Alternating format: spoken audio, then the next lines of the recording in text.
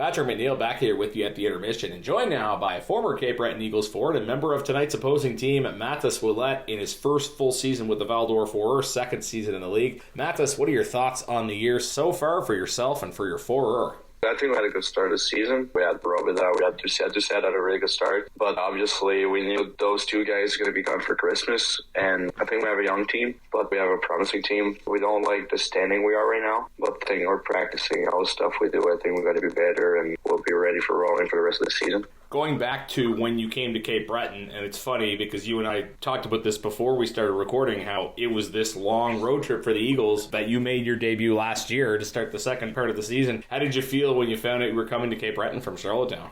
Well, it was a bit surprising, I know. So I was in the hotel room, which was doing quarantine with Charlottetown. And then I just got a call from Jim Alton, like a traded to Cape. But I knew Cape Breton is far, as everybody knows. I live in Rouyn-Noranda. It's like the two farthest place. I got some rumors it can be the Val-d'Or. I heard it was Cape. I was happy, honestly. I want to play hockey, and I knew there was a young team, and I was happy to be there. Nice to see you spend a half a year in Cape Breton, and a great start, too, because you scored in your first game as an Eagle. What do you remember about that goal? Yeah, it was a good memories. I remember Ivy gave me the pass and I missed it, so I was like, oh no, don't do that again. And then I remember his quad, Jacob just shot a net, and the rebound came back on my blade and just shot it. It was a good moment, I remember. Yeah, you spend a half season with the Eagles. What stands out as your fondest memories from your time with Cape Breton? Just spending time with the guys, I'd say. I got a good chat with Cam, Ivy, and all the guys. I'll probably see them. And it will be a good time. Rucci at the Fontaine. It was just like, spend time with the guys, just have fun, and remember, win some games, some crazy games. It was fun to play with them. Funny enough, when you look across at the Eagles bench, you probably see a lot of faces you don't recognize because there's so many trades since then. Yeah. You come back to your home region, you're a Rouyn-Noranda guy, so maybe a little bit weird to be playing for Val-d'Or because I'm sure you grew up cheering for Rouyn-Noranda, but probably pretty cool to be back in your home area. How nice has it been to be so much closer to family? It's unreal, honestly. I knew it was going to be traded to Val-d'Or. It was an unbelievable moment for the family, obviously. My mom was really happy. My dad was so excited. That was the same for me, too. You going closer. After the game, I can go see my family if I want. I didn't do that in Cape. And, yeah, I was really happy, and I'm really happy to be in Val-d'Or right now. I understand, too, that this year there's a lot of players from Abitibi in the Val-d'Or lineup. Am I correct in saying that?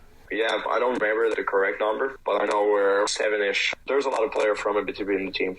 That is pretty cool because it's not the biggest region, so it's nice that the fans have some hometown players to cheer. I talked about the Huskies-Foreurs rivalry, but you actually have played for both the Huskies and the Foreurs at the Quebec International Pee Wee Tournament. I always ask the Quebec guys about that. How cool is it to get to represent both teams in different years?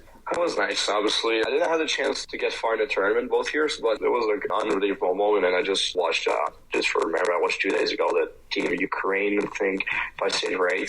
They went to the tournament and they won the game. That was an unbelievable moment, and it will be a moment I will remember for the rest of my life for sure. And the story of Ukraine right now just kind of underscores how special that event is, and I always like asking players, particularly the Quebec guys, about it because I think it is really important for the guys in Quebec. You are one of the players that was drafted after the COVID year where there was very little hockey because you didn't get to play your draft year. How strange was that? Did you feel you could keep developing even though you weren't playing any games?